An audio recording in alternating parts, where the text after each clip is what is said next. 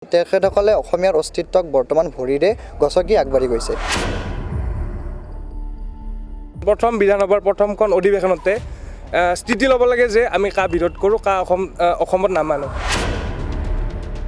নিৰ্বাচনতো প্ৰভাৱ পৰিব কা আন্দোলনত, আৰু আমি আন্দোলন কৰিয়ে যাম। প্ৰকৃততে আমাৰ ভট্টদেৱ বিশ্ববিদ্যালয়ৰ যিখন ফলক, সেইখনৰ বাদে ভট্টদেৱ বিশ্ববিদ্যালয়ত এতিয়ালৈকে একো উন্নয়ন হোৱা নাই। তো বিজেপি চৰকাৰখনক আমি এটা প্ৰশ্ন সুধিব বিচাৰিছোঁ যে বিশ্বৰ কোনখন দেশত বা ৰাজ্যত বহিৰাগত বাংলাদেশীসকলক নিজ ৰাজ্যত সংস্থাপন দিয়াৰ বাবে নিজ ৰাজ্যৰ ভূমিপুত্ৰ খিলঞ্জীয়া ভূমিপুত্ৰক গুলীয়াই হত্যা কৰা হয়? যদি আমাৰ নিজৰ যিখিনি খিলঞ্জীয়া সেইখিনি যদি সংস্থাপন নাপায়, বাহিৰৰ কোনো মানুহে আমাৰ ইয়াত স্থান পোৱা বা কোনো অধিকাৰ নাই। এইখন চৰকাৰ এটা শ্লোগান আছিল, দুৰ্নীতিৰ বিৰুদ্ধে শূন্য সহনশীল বুলি, কিন্তু শ্লোগান পূৰণ কৰা নাই, তেওঁলোকে ব্যৰ্থ হৈছে।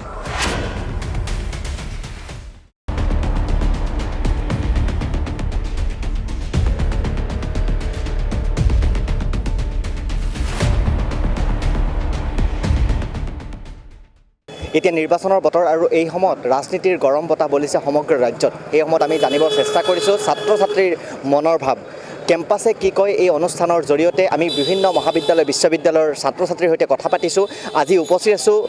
বজালীৰ ভট্টদেৱ বিশ্ববিদ্যালয়ত। জানো আহক ভট্টদেৱ বিশ্ববিদ্যালয়ৰ ছাত্ৰ ছাত্ৰীসকলে কেম্পাছে কি কয় এই অনুষ্ঠানৰ জৰিয়তে তেওঁলোকৰ মনৰ ভাৱ, তেওঁলোকৰ অসমৰ ৰাজনীতিক লৈ তেওঁলোকৰ মনোভাৱ কিদৰে ব্যক্ত কৰে।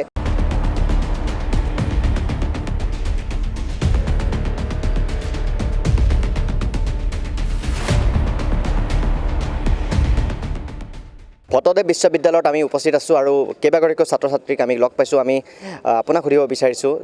যিহেতু নিৰ্বাচন আহিছে 2021 বিধানসভা নিৰ্বাচন, এই নিৰ্বাচনক লৈ কি আশা এগৰাকী ছাত্ৰ প্ৰতিনিধি হিচাপে কি ক'ব বিচাৰিব,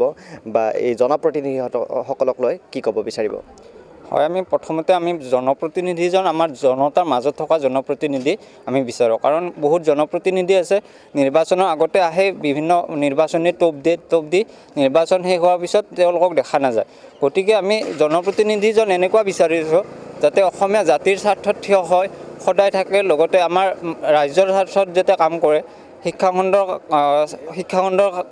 ক্ষেত্ৰত যাতে কাম কৰে, স্বাস্থ্যখণ্ডৰ ক্ষেত্ৰত যাতে অগ্ৰণী ভূমিকা পালন কৰে, লগতে নিবনুৱা সমস্যা, যি অসমৰ জাতীয় সমস্যা বুলি এতিয়া বৰ্তমান ক'ব লাগিব। কাৰণ দিনক দিনে নিবনুৱা সমস্যা আমাৰ অসমতে ধৰি ভাৰতবৰ্ষত বৃদ্ধি হৈ আছে। গতিকে নিবনুৱা সমস্যাত যাতে গুৰুত্ব প্ৰদান কৰে তেনেকুৱা এজন প্ৰতিনিধি বিচাৰিম। আৰু লগতে আপোনালোকে জানে বিগত বছৰত জাতি মাতি ভেটি কথা কৈ এখন চৰকাৰ স্থাপন হৈছিল, আমিয়ে ভোট দিছিলোঁ। গতিকে এইবাৰ যাতে সেই ভুৱা প্ৰতিশ্ৰুতি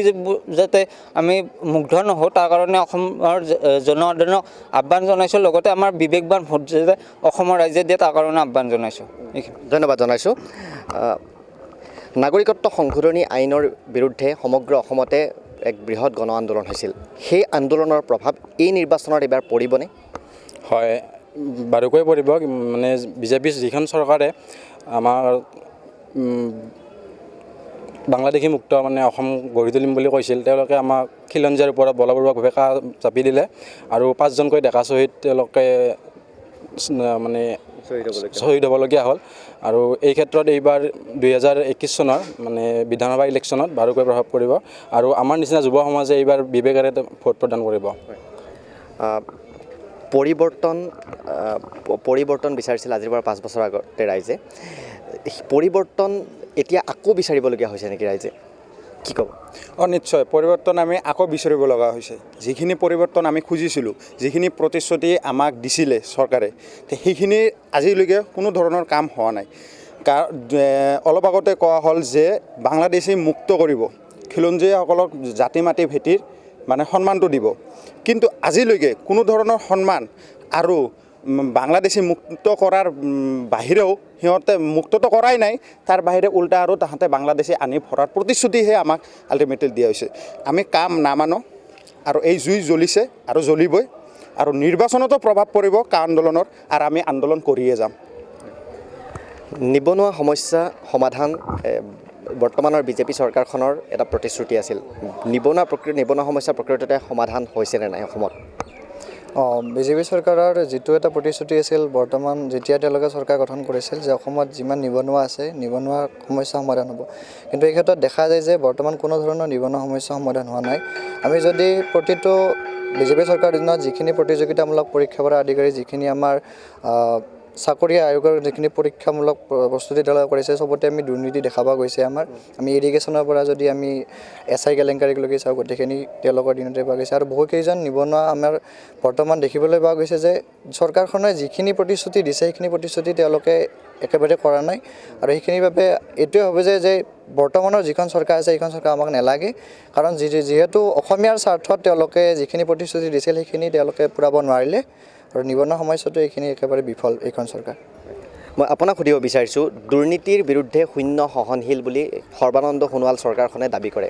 প্ৰকৃততে দুৰ্নীতিৰ বিৰুদ্ধে শূন্য সহনশীল নে এই চৰকাৰখন? দুৰ্নীতিৰ বিৰুদ্ধে শূন্য সহনশীল হয় নে নহয় সেইটো অসমৰ ৰাইজে ইতিমধ্যে দেখা পাইছে। আমাৰ অসম চৰকাৰে, আমি ছাত্ৰ হিচাপে কৈছোঁ, ছাত্ৰ হিচাপে আমি বহুতখিনি আমাৰ লক্ষ্য আছে, উদ্দেশ্য আছে যে আমি এটা ভাল চাকৰি ল'ম, চৰকাৰী চাকৰি ল'ম, আমাৰ নিজৰ ভৱিষ্যতটো সুদৃঢ় কৰিম। কিন্তু এতিয়ালৈকে আমি দেখিবলৈ পাইছোঁ এই 5 বছৰ বা যোৱা বছৰৰ কথাই ক'লোঁ বা এই যি হৈ আছে SI পৰীক্ষা বা কৃষি বিভাগৰ পৰীক্ষা, জলসিঞ্চন বিভাগৰ পৰীক্ষা, এটা পৰীক্ষাও সুকলমে পাৰ কৰিব পৰা নাই। সকলোতে আমি হয়তো পেপাৰ লিক হৈছে বা কোনোবা পইচা দি চাকৰি লৈছে। বহুত ডাঙৰ SIৰ সেইদিনা SIৰ বৃহৎ ডাঙৰ দুৰ্নীতি এটা হৈ গ'ল, আমি সকলোৱে দেখিছোঁ। গতিকে দুৰ্নীতিৰ বিৰুদ্ধে শূন্য সহনশীল কিমান হৈছে সেইখিনি আমাৰ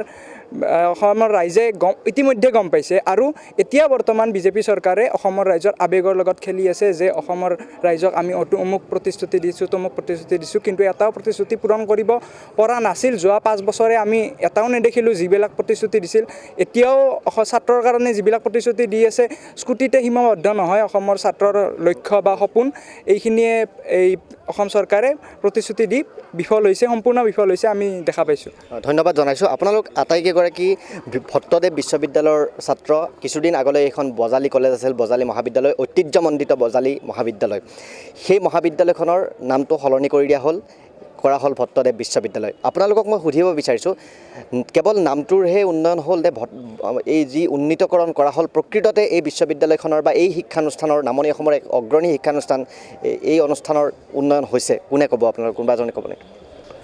প্ৰকৃততে আমাৰ ভট্টদেৱ বিশ্ববিদ্যালয়ৰ যিখন ফলক সেইখনৰ বাদে ভট্টদেৱ বিশ্ববিদ্যালয়ত এতিয়ালৈকে একো উন্নয়ন হোৱা নাই, উন্নয়ন দেখা নাই। আমাৰ যি আন্তঃগাঁথনি এতিয়াও যি বজালী মহাবিদ্যালয় 1955 চনতে স্থাপন হোৱা যি বজালী মহাবিদ্যালয়, সেই আওপুৰণীয়া যি আন্তঃগাঁথনি এতিয়াও বৰ্তমানেও সেই আওপুৰণীয়া আন্তঃগাঁথনি ইয়াতে আছে, কোনো ধৰণৰ আন্তঃগাঁথনিৰ ওপৰত গুৰুত্ব প্ৰদান কৰা নাই। লগতে আমাৰ ভট্টদেৱ বিশ্ববিদ্যালয়ৰ যিসমূহ প্ৰয়োজনীয় শ্ৰেণীৰ কথা সেইসমূহ আমাৰ বৰ্তমানৰ ভট্টদেৱ বিশ্ববিদ্যালয়ত নাই। গতিকে আমি ক'ব পাৰোঁ যে ভট্টদেৱ বিশ্ববিদ্যালয়, বজালী মহাবিদ্যালয়ৰ পৰা ভট্টদেৱ বিশ্ববিদ্যালয় উন্নতিকৰণ হৈছে, কিন্তু নামৰহে হৈছে, কিন্তু বিশেষ তেনেধৰণৰ যিখিনি আমাৰ আন্তঃগাঁথনি হওক বা যিখিনি প্ৰয়োজনীয় বস্তু সেইখিনিত আমাৰ উন্নয়ন দেখা পোৱা নাই। অলপকে কেইটামান কথা আৰু ক'বলগীয়া ৰৈ গ'ল যে বৰ্তমান আপুনি যিটো প্ৰশ্ন কৰিলে যে বৰ্তমানৰ আমাৰ চৰকাৰখন আমি কেনেকুৱা হয় বিচাৰোঁ, আৰু বৰ্তমান বিগত 5 বছৰত আমাৰ বিজেপি চৰকাৰে কি দিছে, যে তেওঁলোকে বিজেপি চৰকাৰ গঠন হোৱাত যেতিয়া আমাৰ অসমীয়াৰ স্বাৰ্থৰ প্ৰতি তেওঁলোকে জাতি মাটি ভিত্তিৰ যিখিনি কথা কৈছিল সেইখিনি তেওঁলোকৰ মুখৰ কথাই আছিল। কাৰণ তেখেতসকলে অসমীয়াৰ অস্তিত্বক বৰ্তমান ভৰিৰে গছকি আগবাঢ়ি গৈছে, আৰু যিটো আমাৰ অসমীয়াৰ চৰম আঘাত আনিছে আমাৰ স্বাৰ্থত। আৰু এইটোৱেই এইবাৰ নিৰ্বাচনত আমাৰ বিবেকবান অসমীয়াসকলে তেওঁলোকৰ বহুমূলীয়া ভোটটো সেইবাবে এখন ভাল চৰকাৰক, ভাল দল এটাক দি নিযুক্তি কৰক, আৰু যাতে আমাৰ অসম চৰকাৰখন, অসমৰ যিখন অনাগত দিনত চৰকাৰ হ'ব সেই চৰকাৰখনত আমাৰ যেন অসমীয়াৰ যিখিনি আমাৰ স্বাভিমান, সেই স্বাভিমানখিনিক যেন আমাৰ কেতিয়াও নিশ্চাত কৰি নেপেলায়, সেই স্বাভিমানখিনি যেন আমাৰ সদায় লগত ৰাখে। কাৰণ বহিৰাগত নেতাবিলাকে আহি আমাৰ অসমীয়া যিবিলাক পূৰ্বজ অসমীয়া আছে যিবিলাক, তেওঁলোকক যদি আমাৰ ইমান অসন্মান কৰে আমি সকলোৱে গম পাইছোঁ, আমি কেতিয়াও সহ্য কৰি থাকিব নোৱাৰোঁ। আৰু তাৰ বিৰুদ্ধে তেওঁলোকে আমাৰ যিকেইজন ফুলকুমলীয়া 5জন শ্বহীদক তেজেৰে ৰাঙলী কৰিলে সেইখিনি কথা আমি কেতিয়াও অসমীয়া পাহৰি যাব নোৱাৰোঁ। আৰু সেইবাবে আমি এইবাৰ অসমৰ চৰকাৰখন জাতীয়তাবাদী চৰকাৰ হোৱাটো বিচাৰিছোঁ। আৰু এটা কথা মই সুধিব বিচাৰিছোঁ যে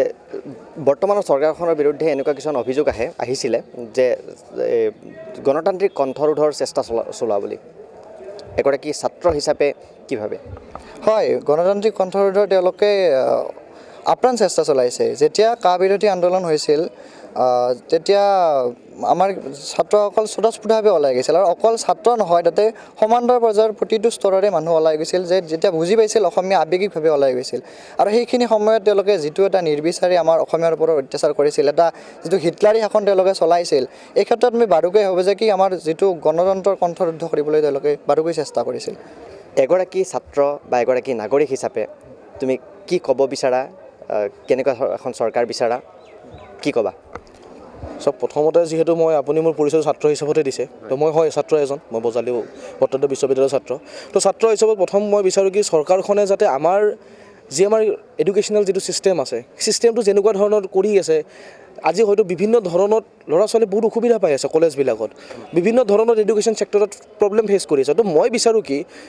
আমি নতুন শাসন বিচাৰিছোঁ, এটা নতুনত্ব বিচাৰিছোঁ। অসমত যিবোৰ ধৰণৰ সাম্প্ৰদায়িক হওক, বিভিন্ন ধৰণৰ যিবোৰ আমি কনফ্লিক্ট দেখা পাই আছোঁ, এইবোৰ নাইকিয়া হ'ব লাগে। আমি এখন বিচাৰোঁ কি এখন সুস্থ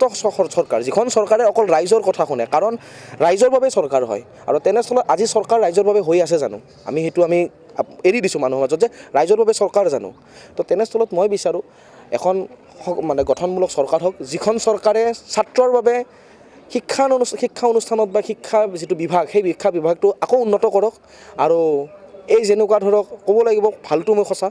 কৰোণাৰ টাইমত যেনেকৈ শিক্ষামন্ত্ৰীৰ বা কৰোণাৰ টাইমত যিটো আমাৰ স্বাস্থ্যমন্ত্ৰী, তেখেতে যিটো ধৰণত লিড লৈছে বা মিডিয়াই যিটো ৰোল প্লে' কৰিলে, তো সেনেকুৱা ক্ষেত্ৰত যদি চাব যাওঁ চৰকাৰখনে সেইবোৰ ক্ষেত্ৰত যেনেকৈ সবল কৰি তুলিছে অসমখনত বা কৰোণাৰ পৰা আমি বিপদৰ পৰা বচাইছে, ঠিক তেনেকৈ আগন্তুক দিনতো এনেকুৱাই বিচাৰোঁ যে যিখন চৰকাৰে নাহক, মই কোনো চৰকাৰৰ নাম মেনশ্যন নকৰোঁ, যিখন চৰকাৰে নাহক তেওঁলোকে অকল ছাত্ৰ বুলি নহয়, প্ৰত্যেক নাগৰিকৰ কথা যাতে শুনে আৰু তেওঁলোকৰ কথা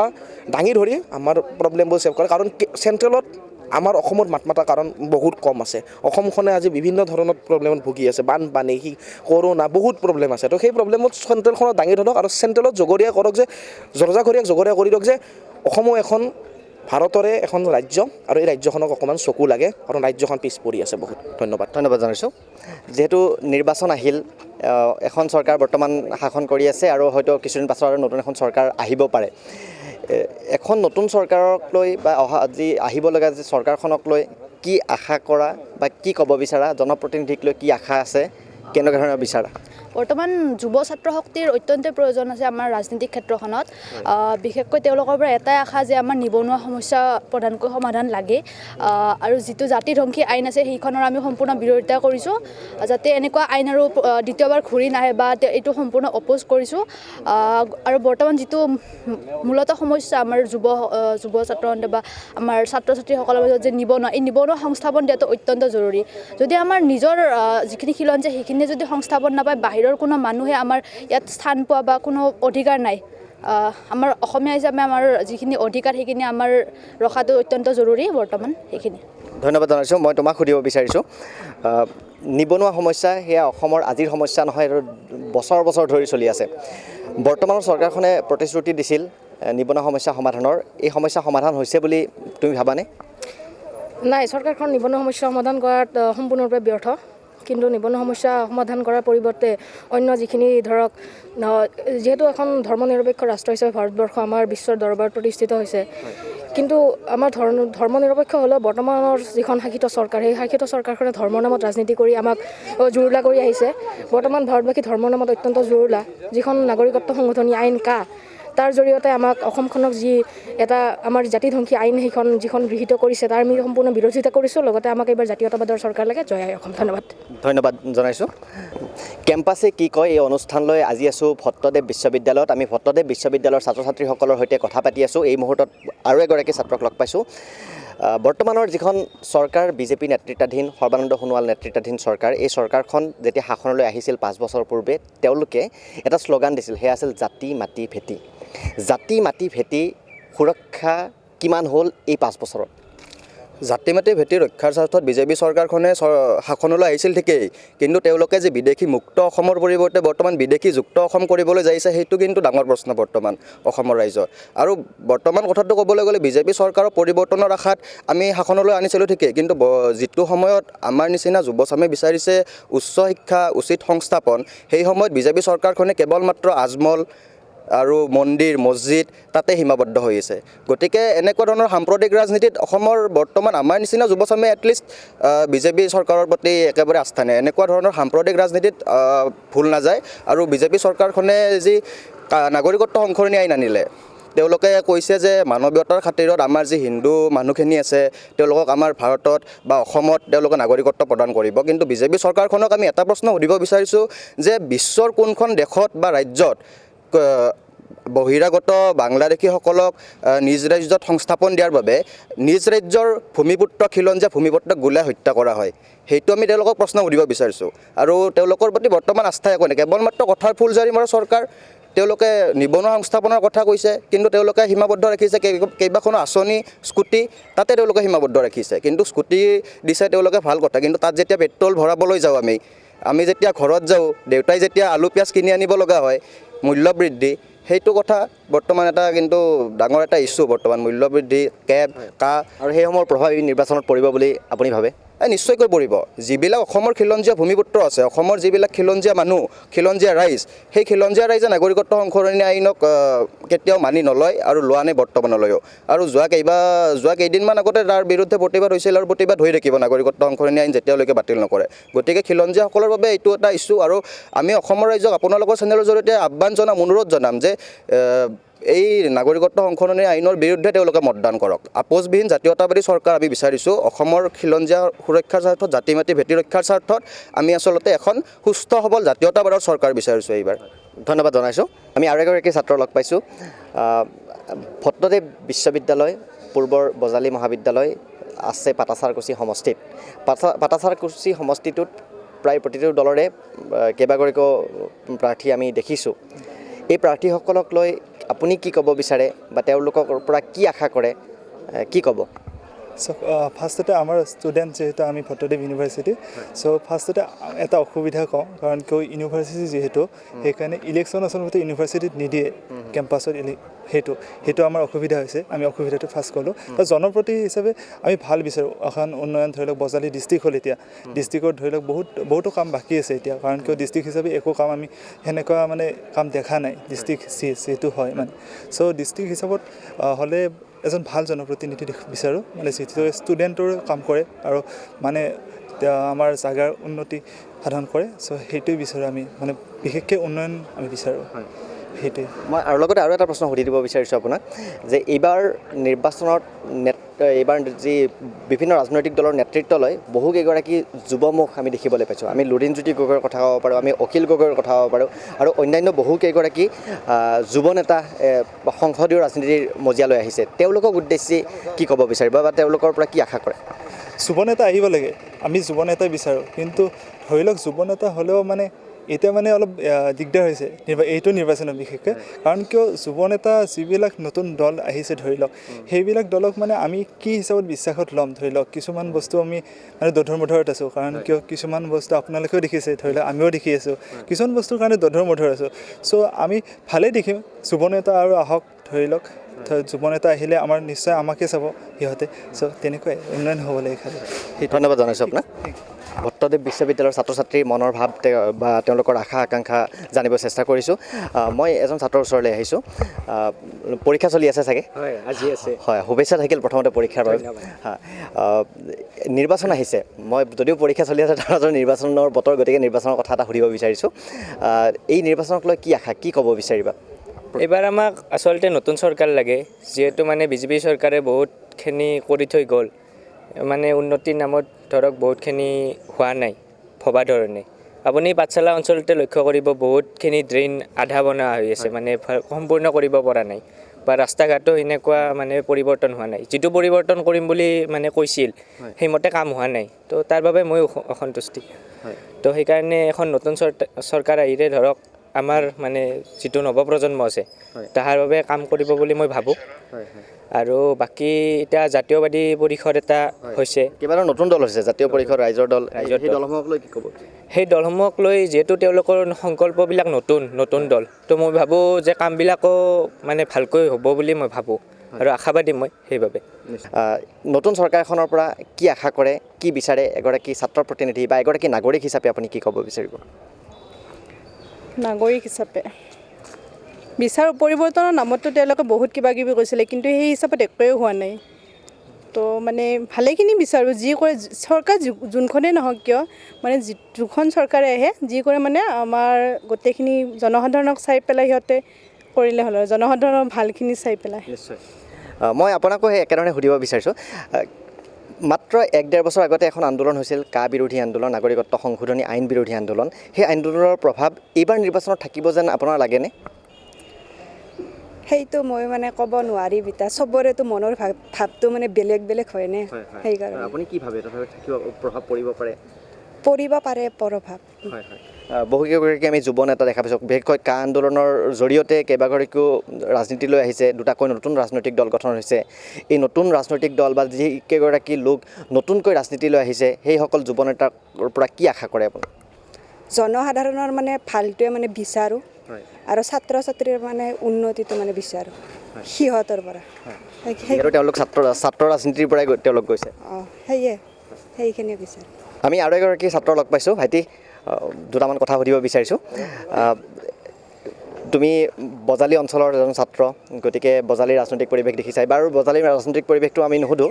অসমৰ বৰ্তমান যে ৰাজনৈতিক পৰিৱেশ লৈ প্ৰশ্ন সুধিব বিচাৰিছোঁ যে নিৰ্বাচন আহিছে এই নিৰ্বাচনক লৈ এগৰাকী ছাত্ৰ হিচাপে কি আশা বা কি বিচাৰি আছে কি বিচাৰি আছে মানে তো এইবাৰ আপোনাৰ কা আন্দোলনৰ প্ৰভাৱটো পৰিবই নিশ্চয়কৈ পৰিব গম পোৱা যায় এইটো আৰু আমাৰ 5জন ছাত্ৰ শ্বহীদ হ'ব লগা হৈছে তো সেইটো অতি দুখৰে কথা তো সেই সকলোবিলাক প্ৰভাৱ পৰিব যেন মই ভাবোঁ আৰু যিহেতু আগন্তুক ইলেকশ্যনত আৰু বৰ্তমান সেইখিনি মই ক'ব বিচাৰোঁ আৰু মানে এই বৰ্তমান যিখন চৰকাৰ সৰ্বানন্দ সোণোৱাল নেতৃত্বাধীন চৰকাৰ এই চৰকাৰখনে পৰিৱৰ্তনৰ শ্লোগান দি আহিছিল গতিকে আকৌ এতিয়া ৰাইজে পৰিৱৰ্তন বিচাৰিবলগীয়া হৈছে নেকি তেতিয়া 5 বছৰ আগতে ৰাইজে পৰিৱৰ্তন বিচাৰিছিল এতিয়া আকৌ বিচাৰিবলগীয়া হৈছে নেকি পৰিৱৰ্তন হয় তাকেতো এতিয়া ইলেকশ্যনৰ আগে আপোনাৰ যোনটো যে আমি এইখিনি কৰিম কিছু ক্ষেত্ৰত কৰিছেও নকৰা বুলিও ক'ব নোৱাৰি বা কিছু ক্ষেত্ৰত কৰাও নাই মানে কিছু চোৱাই নাই তো সেইখিনি এটা ইলেকশ্যনৰ আহোঁতে পৰিৱৰ্তন হৈছে কিছু অঞ্চলত বহুতখিনি হৈছে বা কিছু অঞ্চলত একোৱেই হোৱা নাই তো সেইখিনি লাগে মানে কিছু অঞ্চলত লাগিব আৰু পৰিৱৰ্তন মানে বিচাৰে মানুহখিনি আৰু সেইখিনি আৰু ধন্যবাদ জনাইছোঁ তোমাক নিৰ্বাচন কেন্দ্ৰিক এটা প্ৰশ্ন সুধিব বিচাৰিছোঁ অসমৰ ৰাজনীতি কেন্দ্ৰিক নাগৰিকত্ব সংশোধনী আইনৰ বিৰুদ্ধে বৃহৎ গণ আন্দোলন হৈছিল ছাত্ৰ সমাজ জঁপিয়াই পৰিছিল সেই আন্দোলনত শেহতীয়াভাৱে বহু ৰাজনৈতিক নেতাই ক'ব বিচাৰে যে কা এতিয়া পাহৰি গ'ল ৰাইজে পাহৰি গ'ল কা এতিয়া প্ৰভাৱ নহয় কোনো বিষয় নহয় কি এইবাৰ নিৰ্বাচনত কাৰ প্ৰভাৱ পৰিব নে নপৰে অবভিয়াছলি পৰিব কাৰণ বিজেপি আগতে মানে সেই কৰিছিলে মানে আনিবৰ কাৰণে ভাবিছিলে তো অবভিয়াছলি এইবাৰে সেইটো মানে পাহৰি যোৱা নাই দেই সেইটো মানে তল পৰিছে অবভিয়াছলি তল পৰিছে কিন্তু পাহৰি যোৱা নাই তো প্ৰভাৱটো পৰিবই ন এবাৰ কেনেকুৱা এখন চৰকাৰ লাগে কেনেকুৱা চৰকাৰ বিচাৰি আছে যি চবৰে ভাল হয় আৰু মানে সেইকাৰণে সেইখিনি আৰু কাম উন্নয়ন হ'ব লাগে বাকীখিনি নাজানো আৰু বাকী আমি নাজানো কোন চৰকাৰে কিমান ভাল কাম কৰে নাজানো কিন্তু এনে এখন চৰকাৰ লাগে যাতে মানে কি ভাল কাম হয় আৰু উন্নয়ন হয় ধন্যবাদ জনাইছোঁ অকণমান ৰৈ দিব নেকি আমি দুটামান কথা সুধিব বিচাৰিছোঁ আমি কেম্পাছে কি কয় এই অনুষ্ঠানৰ জৰিয়তে অসমৰ বিভিন্ন মহাবিদ্যালয় বিশ্ববিদ্যালয়ৰ ছাত্ৰ ছাত্ৰীসকলৰ নিৰ্বাচনক লৈ মনৰ ভাৱ জানিব বিচাৰিছোঁ যিহেতু নিৰ্বাচন আহিছে কি ক'ব বিচাৰিবা কেনেকুৱা এখন চৰকাৰ লাগে কি আশা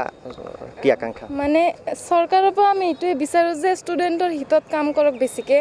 এমপ্লয়মেণ্ট বহুত কম হৈ গৈছে আৰু ষ্টুডেণ্টৰতো ষ্ট্ৰাগল আপোনালোকে জানে সেইবোৰ যাতে ঠিক কৰিব পাৰে সেইটোৱে আৰু যাতে মানে বেছিকৈ ইউথ মানে এমপ্লয়মেণ্টটো পাব পাৰে আৰু মানে সেইটোৱে আৰু মই আপোনাক সুধিব বিচাৰিছোঁ নিবনুৱা সমস্যা অসমৰ এক জ্বলন্ত সমস্যা দীৰ্ঘদিনীয়া সমস্যা সেই সমস্যা সমাধানৰ ক্ষেত্ৰত বৰ্তমানৰ চৰকাৰখন কিমান সফল হৈছে বুলি আপুনি ভাবে আমাৰ বৰ্তমানৰ চৰকাৰে সফল হোৱা নাই বুলিয়ে ভাবোঁ আমি অৱশ্যে মোৰ হাতত কোনো সেই ৰিপৰ্ট নাই কেনে আছে কিন্তু আমাৰ চাৰিওপাশে দেখা পাই আছোঁ নিবনুৱা সমস্যাটো আনএমপ্লয়মেণ্ট ৰেট মানে আৰু বাঢ়িয়ে আছে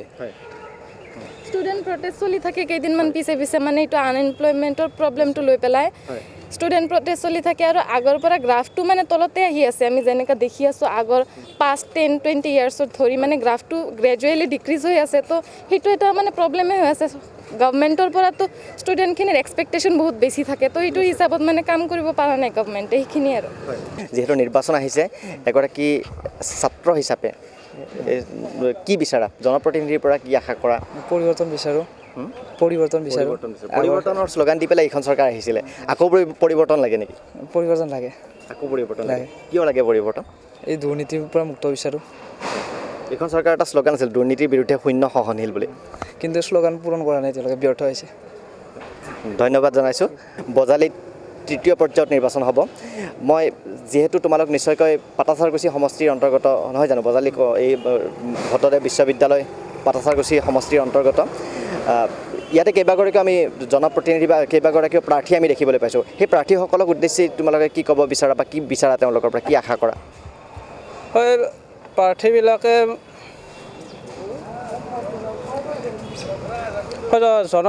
জনপ্ৰতিনিধিবিলাকে আচলতে আমাৰ যিখিনি সমস্যা নিবনুৱা সমস্যা তাৰোপৰি আপোনাৰ মানে ৰাস্তা ঘাটৰ যিবিলাক সমস্যা সকলো সমস্যাৰ মানে সমাধান কৰাটো আমি মানে উঠি অহা প্ৰজন্মই বিচাৰোঁ কিন্তু এতিয়ালৈকে মানে সকলো জনপ্ৰতিনিধিয়ে মানে নিৰ্বাচনৰ আগত প্ৰতিশ্ৰুতি দিয়ে কিন্তু সেই প্ৰতিশ্ৰুতি ধোঁৱাচাঙত উঠি মানে তেওঁলোকে মানে ৰাইজৰ কোনো দুখ দৰ্শা বুজি নাপায় গতিকে মই এইবাৰ প্ৰথমবাৰ ভোট দিম গতিকে মই এইখিনিয়ে ক'ব বিচাৰোঁ যে আমাৰ পাটাচাৰকুছি সমষ্টিৰ যিবিলাক মানে যিকেইটা প্ৰাৰ্থী আছে সিহঁতে আমাৰ সমষ্টিটো যাতে এটা জাকত জিলিকা সমষ্টিলৈ উন্নতি কৰে তুমি ভোটদান প্ৰথমবাৰৰ বাবে কৰিবা তাৰ কাৰণে শুভেচ্ছা জনাইছোঁ যিহেতু গণতন্ত্ৰৰ এই গুৰুত্বপূৰ্ণ উৎসৱত তুমি প্ৰথমবাৰৰ কাৰণে অংশগ্ৰহণ কৰিবা তোমালৈ আমাৰ ফালৰ পৰা শুভেচ্ছা থাকিল তুমিও প্ৰথমবাৰৰ কাৰণে ভোট দিবলৈ গৈ আছা নেকি এইবাৰ প্ৰথমবাৰৰ পৰা দিবলৈ ওলাইছোঁ হয় কি আশা কৰিবা আশা কৰিম মানে এই দিনা একে সেইখিনি আশা কৰিবলৈ বিচাৰিছে মানে নিবনুৱা সমস্যা আৰু ৰাস্তা ঘাট সমস্যা এইবিলাক থাকে যি সেইবিলাকে আৰু বহু আৰু সমস্যা আছে তেনেকুৱা ধৰণৰ বহু সমস্যা আছে এইবিলাক সমাধান কৰিলে ভাল লাগিব নিশ্চয়কৈ নিশ্চয় ধন্যবাদ জনাইছোঁ প্ৰথম ভোটাৰ হয় নেকি মই প্ৰথম ভোটাৰ নিশ্চয়কৈ বহু আশা আছে সেই প্ৰাৰ্থীবোৰৰ পৰা হয় মই এটা কথা সুধিব বিচাৰিছোঁ এগৰাকী ছাত্ৰ হিচাপে বিগত দিনবোৰত চৰকাৰে অসমৰ শিক্ষাৰ উন্নয়নৰ ক্ষেত্ৰত কিমান গুৰুত্ব দিয়া যেন তোমাৰ ভাৱ হয় বিগত চৰকাৰে আমাৰ শিক্ষাৰ উন্নয়নৰ ক্ষেত্ৰত বহুত অৰিহণা যোগাইছে বৰ্তমান আমাৰ শিক্ষা খুবেই উন্নতি হৈছে এতিয়া নতুন চৰকাৰৰ পৰা বা আৰু হয়তো নতুন চৰকাৰ এখন গঠন হ'ব কিছুদিন পাছত কি আশা কৰিছা এগৰাকী প্ৰথম ভোটাৰ যিহেতু নিশ্চয়কৈ বহু আশা আছে কৈছোঁৱে নিবনুৱা সমস্যাই তেওঁলোকে যেনেকৈ ক'লে এই নিবনুৱা সমস্যা বাকী এইবিলাক যি সেই আছে ৰাস্তা ঘাটৰ সকলো সমস্যা সমাধান কৰি আৰু আমাৰ শৈক্ষিক দিশৰ পৰা যিবিলাক সেই বিপৰীত দিশ আছে এইবিলাক সোনকালে কৰি নিৰাময় কৰি ধন্যবাদ জনাইছোঁ তোমালোক আটাইকে শুভেচ্ছাও জনাইছোঁ প্ৰথম ভোটাৰ কেইবাগৰাকীও ছাত্ৰ আছে সন্মুখত আৰু মই তেওঁলোকৰ সৈতে কথা পাতিব বিচাৰিছোঁ মই আপোনালোকৰ ওচৰলৈ আহিছোঁ যিহেতু নিৰ্বাচন আহিছে এগৰাকী ছাত্ৰ হিচাপে কি আশা কি আকাংক্ষা জনপ্ৰতিনিধিৰ পৰা কি বিচাৰিছে জনপ্ৰতিনিধিৰ পৰা আমি ভাল ফলে বিচাৰিছোঁ কাৰণ ইমান বছৰে আমাৰ কংগ্ৰেছৰ 15 বছৰ শাসন আছিল ইয়াৰ আগতে তাৰপিছত বিজেপি চৰকাৰ আহিল কিন্তু তাৰ মাজতে বহুত সমস্যা আহিল যেনেকুৱা কাহ আহিল ধৰক বহুত মানে সমস্যা সমাধান হোৱা নাই সেইবাবে মই বিচাৰিছিলোঁ বা আনেও বিচাৰিছিল নতুন দল আহক বা আঞ্চলিক দল আহক আৰু সেইটো হৈছে কিন্তু এতিয়া সেইটো যদি জিকে তাৰমানে আমাৰ কাৰণে ভাল আছে যিহেতু আঞ্চলিক দল আৰু তাৰে কামনা কৰিলোঁ নতুন দলটো যাতে আমাৰ জিকে আমাৰ ইউথখিনিৰ কাৰণে যাতে এটা ইনস্পায়াৰ হয় তাৰমানে যাতে আমাৰ ৰাজ্যখন আগুৱাই লৈ যাব পাৰে আন ৰাজ্যৰ দৰে এইখিনিয়ে মোৰ মতামত ধন্যবাদ জনাইছোঁ কা আন্দোলনৰ কথা তেখেতে কৈছে নাগৰিকত্ব সংশোধনী আইন বিৰোধী এই আন্দোলনৰ প্ৰভাৱ এইবাৰ নিৰ্বাচনত থাকিব বুলি আপুনি ভাবেনে বাৰু কয় এইবাৰ নিৰ্বাচনত মই ভাবোঁ অসমৰ ৰাইজে কাৰ বিৰোধী ভোট দিব চাগে আৰু প্ৰথম কথা হৈছে কি এইবাৰ নিৰ্বাচনত আমি এইটো বিচাৰোঁ যে 2021 চনৰ নিৰ্বাচনৰ পৰা এখন দিছপুৰত কা বিৰোধী চৰকাৰ হ'ব লাগে যে প্ৰথম বিধানসভাৰ প্ৰথমখন অধিৱেশনতে স্থিতি ল'ব লাগে যে আমি কা বিৰোধ কৰোঁ কা অসমত নামানো এইটোৱে আৰু প্ৰথম কথা যিহেতু আপোনালোকে বজালীত আহিছে বজালীৰ মই দেখি থকা সমস্যাৰ ভিতৰত হৈছে বানপানী সমস্যাটো গতিকে এনেকুৱা এখন প্ৰতিনিধি এটা বিচাৰোঁ যিয়ে বানপানী সমস্যাটোৰ ওপৰত গুৰুত্ব দিয়ে যিহেতু বাৰিষা মানে 4-5টা যোৱাবাৰো 5-6-7টা বানপানী গুচি গৈছে ৰাস্তা পদূলি এইফালে যাব নোৱাৰি মানে অৱস্থাই নাই আৰু সেইবিলাকে আৰু প্ৰথম কথা নিবনুৱা সংস্থাপন এইটোতো একদম মেণ্ডেটৰী হৈ গৈছে যে এনেকুৱা হৈছে ল'ৰা ছোৱালীবিলাক এতিয়া দোকানত যাব আড্ডা দিয়া ল'ৰা ছোৱালী বহুত বেছি হয়, সংস্থাপন নাই। দ্বিতীয় কথা হৈছে কি মূল্য বৃদ্ধি, এইবিলাকত গুৰুত্ব যিজনে দিব এইজনৰ ওপৰতে আমি ভোট দিম বুলি ভাবিছোঁ আৰু। ধন্যবাদ জনাইছোঁ আপোনাক। জাতি মাটি ভেটি এই শ্লোগানেৰে বৰ্তমানৰ চৰকাৰখন আহিছিল। আজিৰ তাৰিখত জাতি মাটি ভেটি কিমান সুৰক্ষিত বুলি আপুনি ভাবে? চাওক, এতিয়াতো জাতি মাটি ভেটি সিমান সুৰক্ষিতই নহয়। আপোনালোকে গম পায় যে আমাৰ থলুৱা মানুহখিনি কিমান সুৰক্ষিত আমাৰ এই অসমখনতে। বিভিন্ন ধৰণৰ বাহিৰৰ পৰা কাম কৰা মানুহ আহে বা বাহিৰৰ পৰা উচ্চ বিষয়া মানুহ আনি বিভিন্ন ধৰণৰ কোম্পানীবিলাকত সেইবিলাকত আগশাৰীৰ বিষয়া তেওঁলোকক দি দিয়ে বা ধৰক বিভিন্ন ধৰণৰ হৈ আছে। আৰু এইফালে বাহিৰা মানুহখিনিক বেছিকৈ গুৰুত্ব দেখা যায়, ৰাজনীতিক প্ৰতিনিধিসকলে বেছিকৈ গুৰুত্ব দিয়ে। তাৰ ফলত আমাৰ যিখিনি থলুৱা যুৱক যুৱতী বা যিখিনি নিবনুৱা বুলিয়ে ক'লোঁ, আমিও এটা নিবনুৱা হ'ব গৈয়ে আছোঁ প্ৰায়। গতিকে আমাক যাতে গুৰুত্ব দিয়ক বা যিখিনি বাহিৰা মানুহ সেইখিনি তেওঁলোকৰ নিজৰ ঠাইত কৰক, আমি আমাৰ নিজৰ ঠাইত আমি সেইখিনি কৰোঁ। কেম্পাছে কি কয় এই অনুষ্ঠানলৈ আমি আছিলোঁ বজালীৰ ভট্টদেৱ বিশ্ববিদ্যালয়ত। আৰু এই বিশ্ববিদ্যালয়ৰ ছাত্ৰ ছাত্ৰীসকলে আগন্তুক নিৰ্বাচনক লৈ তেওঁলোকে কি আশা কৰিছে, তেওঁলোকৰ মনৰ ভাৱ কি, জনপ্ৰতিনিধিক লৈ তেওঁলোকৰ কি আশা, সেই সম্পৰ্কে জানিবলৈ দিলে পুনৰ আগন্তুক দিনত অন্য মহাবিদ্যালয়ৰ বা অন্য বিশ্ববিদ্যালয়ৰ ছাত্ৰৰ সৈতে বা ছাত্ৰ ছাত্ৰীসকলৰ সৈতে আমি কথা পাতিম আৰু কেম্পাছে কি কয় জৰিয়তে ছাত্ৰ প্ৰতিনিধিৰ মনৰ ভাৱ জনাবলৈ আমি চেষ্টা কৰিম। গতিকে চাই থাকিব নৰ্থ ইষ্ট নাওৰ অনুষ্ঠান কেম্পাছে কি কয়।